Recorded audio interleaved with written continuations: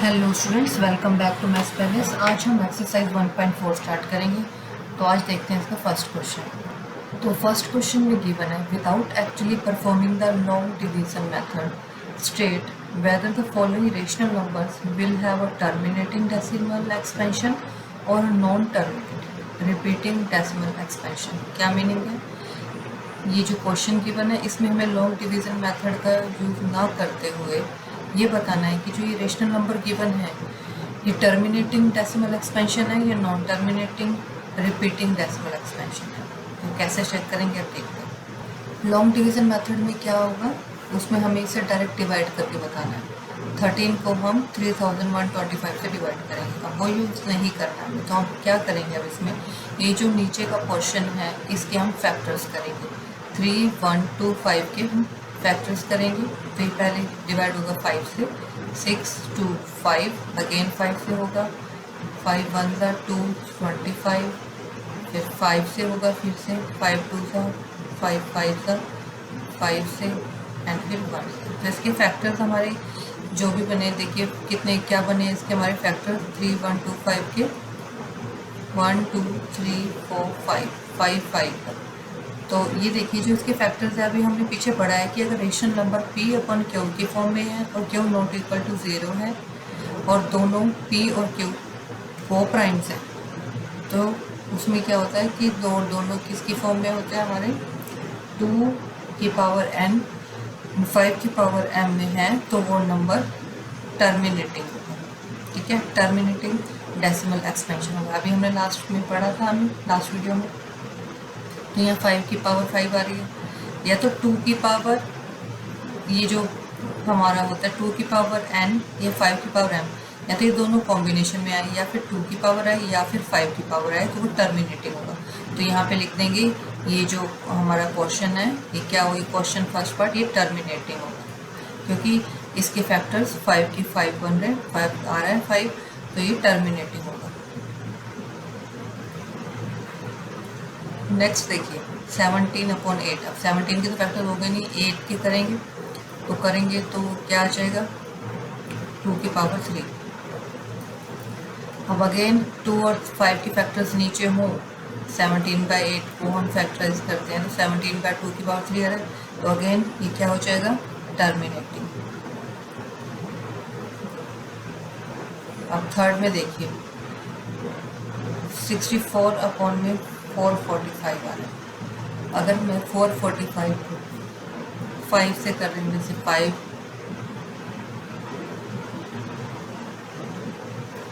9 ज़ा 5 1, और उसके बाद 7 से करूँगी 7 1 7 3 ज़ा 21, ये आ जाएगा।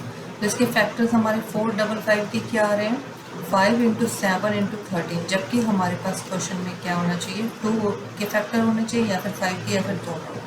तो यहाँ 5 तो आ रहा है बट 7 और 13 एक्स्ट्रा आ रहे हैं, तो कि जो नहीं होना चाहिए।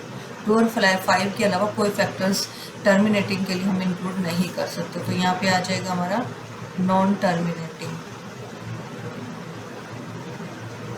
Terminating repeating.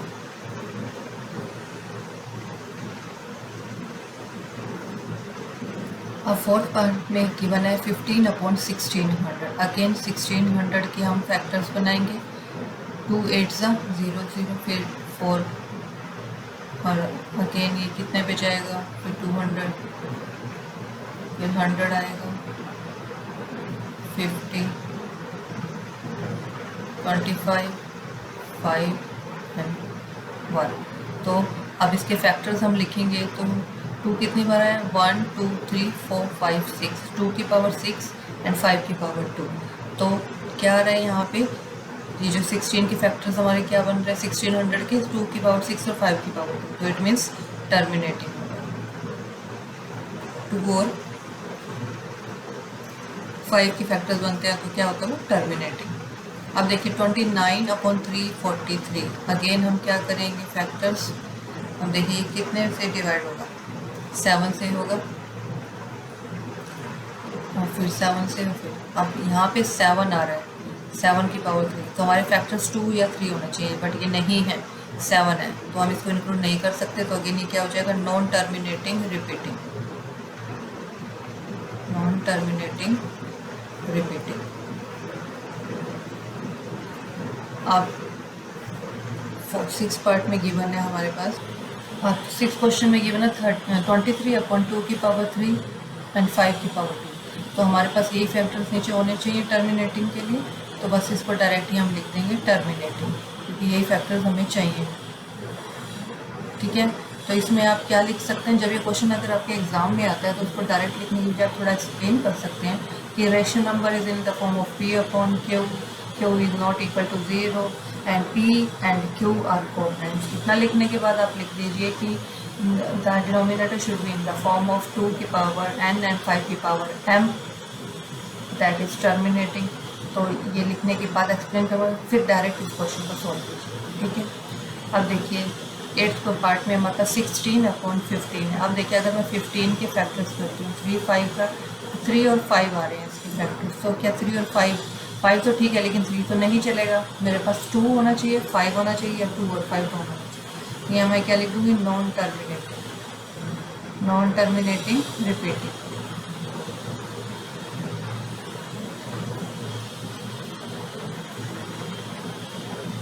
क्लियर, ये तो 8th पार्ट हमने कर लिया, इसमें 7th पार्ट मिस हो गया है, तो आप पहले हम 7th कर लेते हैं। 7th में हमारे पास गिवन है 129/2 की पावर 2, 5 की पावर 7 और 7 की पावर 5। 2 और 5 तो ठीक है, लेकिन 7 की पावर 5 हमें नहीं चाहिए, 7 नहीं होना चाहिए। तो यहाँ पे हम डायरेक्ट लिख सकते हैं नॉन टर्मिनेटिंग रिपीटिंग।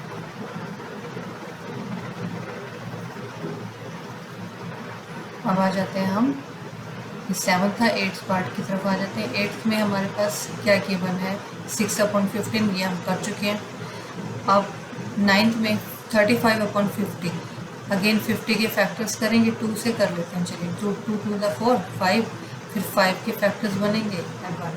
अब देखिए 50 के क्या फैक्टर्स आ रहे हैं यहाँ पे, 2 की पावर 1 एंड 5 की पावर 2, यही हमें चाहिए टर्मिनेटिंग के लिए। तो बस यहाँ पे डायरेक्ट आंसर लिखते हैं टर्मिनेटिंग। 10th में देखिए 70/210, आप चाहें तो ये 2 से 2 क्रॉस करके इसको सब फिर भी सॉल्व कर सकते हैं डायरेक्ट, नहीं तो 2 10 के फैक्टर्स कर लेते हैं, 2 1 ज़ा 2 5 ज़ा, फिर यहाँ पे डिवाइड होगा ये 5 से, 5 2 ज़ा 1, 3 7 ज़ा फिर 7।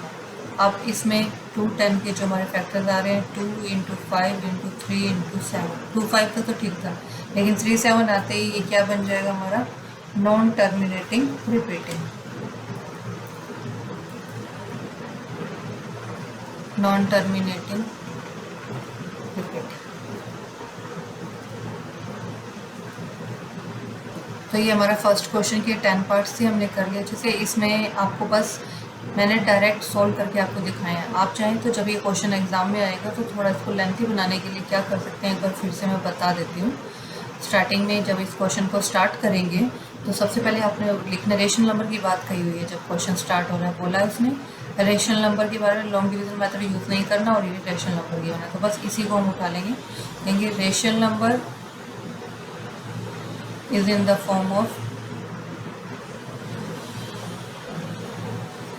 P/Q where Q not equal to 0 and P Q are co-prime. Now in question,